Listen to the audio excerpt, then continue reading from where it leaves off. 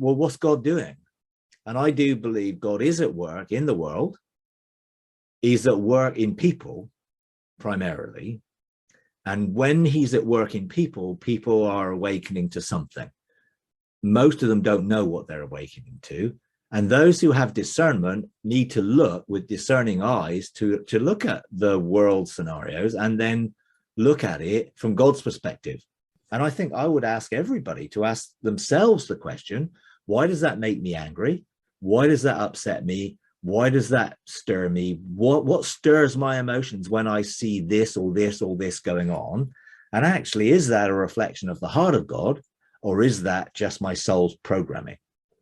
Because I think we've got to be very careful we don't mix the two, because then we will operate in a political spirit and we'll mix the religious spirit in there with it, saying it's God, you know.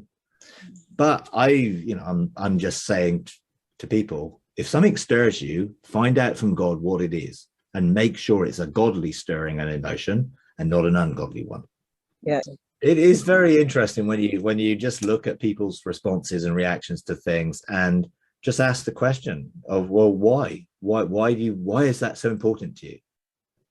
Yeah. And it's interesting then to see people's reactions, because some people don't know really. When you really ask them, they don't really know. They're just angry about something. And others, they do know, and they think what they know is right because that's the way they've been programmed to think. And it often isn't the case. Just like all the deconstruction I've gone through, I would have been absolutely convinced I was right, and I would have attributed it to God, because I would have used my understanding of God to validate what I believe. And now I really know God. Obviously, I can't use that because he's not the person or who I actually thought he was. Therefore, none of those things that I used his nature to validate, now I can, because he's not like that. And therefore, those things aren't like that anymore. But once I would have argued that they were, because that was where I was.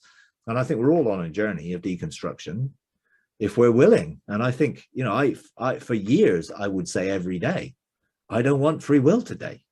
Yeah. I don't want to make decisions based on my own understanding, because I know where it'll get me, not in a good place. So I just want to do your will. I only want to outwork your heart and purpose.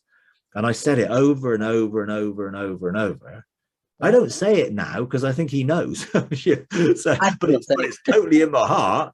You know, I think in the end he says, you know, I don't think you need to tell me anymore. I get it, you know, but I carry that. I carry that whole attitude.